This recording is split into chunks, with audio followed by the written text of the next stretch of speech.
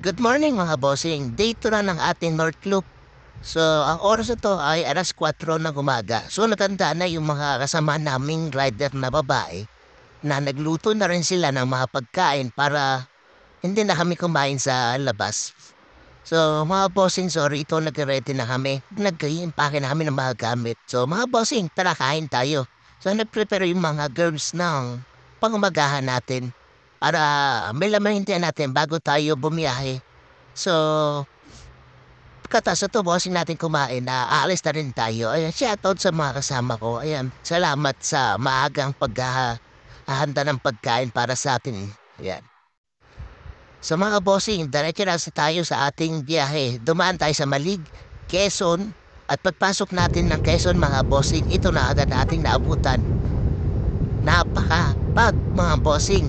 So mga bossing, yung daan na to ay papunta ng Tugigaraw. So diretso lang tayo mga bossing. So yung time na to, nag-enjoy kami sa aming biyahe. Ayan, kinawayan ko ang aming presidente. Ay sabi ko, napakasaya dito, napakasarap pumiyahe. Yung visor namin, nagkumoy sa sobrang lamig. Kasi nga, mapad. Tapos sabi ko sa kanila, ang saya dito mga bossing. Pag ganito bossing yung madaanan mo, sigurado mawala yung stress at pagod mo na biyahe mula kahapon. So eto mga bossing yung nakikita namin ngayon, no? Napakaganda experience sa amin mga bossing bilang isang rider. Yung makakita ng ganitong ganda ng lugar tapos sasabayan pa ng ganyan, no? So wala talagang makita mga bossing sa daan. So kailangan mo talaga rito alista mga bossing. Napakasarap mag-ride.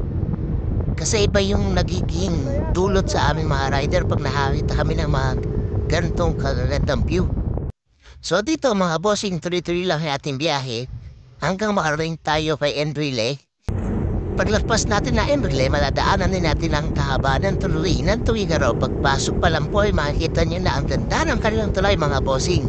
So dito mga bossing may nakasabay kami. Ayan, sabi ni ate, shout out po. Ayan. So shout out sa inyo ma'am. Ingat kayo sa biyahe. Ride safe po. So mga bossing, dito papasok na tayo sa Tugigaraw para magka-picture.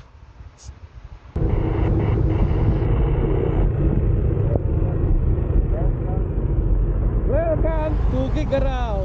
So dito mga bossing, nag-picture taking na rin kami ng aming mga trupa. Tapos tuloy-tuloy na rin kami sa aming biyahe. Dumaan kami sa Amulong. Tuloy-tuloy lang yan hanggang sa makarating ka sa Sigsag Road nila mga bossing. Tapos papasok na tayo ng Gataran mga bossing. Isa sa pinakamaganda na nadaanan namin itong Gataran mga bossing. Tapos dara-diretso lang ulit tayo mga bossing. Magapit, Katayuan, Lalo. Hanggang sa makarating tayo bossing sa Arko ng Apari mga bossing. So dito nag-stop over na kami para mag-picture taking ng mga tropa. Kasi ito na yung pangarap ng mga rider na makarating sa tuktok ng Apari mga bossing. So kung ikay nag-North at hindi ka dumaan dito sa Apari, hindi mo makakompleto yung North Loop pag hindi ka dumaan sa Apari. Bucket list ng North Loop mga bossing. So dito mga bossing, nag-picture na rin kami ng mga kasama namin. Kanya-kanya muna kami bossing, tapos nag-stop over na kami dito sa McDo Apari mga bossing para kumain ng tanghalian. So mga bossing, ang oras na ito mga pagitan na 2:00. Andito pa kami sa Apari, bababa pa kami bossing ang pagod-pod. Kaya dito na kami na mahinga para kumain ng tanghalian sa McDo Apari mga bossing. Yung mga kasama namin umorder na ng 2 bucket. Kasi may baon naman kaming kanin mga bossing. So pag kami maalis bossing, sa amin tinutuluyan, nagsasahin na kami ng marami para meron kaming baon na kanin. So ayun mga bossing, kain tayo. Pagkatapos namin kumain mga bossing, diretso na ulit kami sa biyahe. Dumaan kami sa Alapacan mga bossing, tapos diretso lang hanggang sa makarating kami dito sa lugar ng Pamplona. Ayan mga bossing, maganda yung lugar dito sa Pamplona. Hindi na kami nag-stop over pero nag-picture taking na mga kabaya. Ayan, hanggang sa madaan namin yung boundary ng Sanchez Mitra mga bossing. Ang ganda ng daan dito mga bossing. Puro palayan din ang makikita mo rito sa lugar na to mga bossing.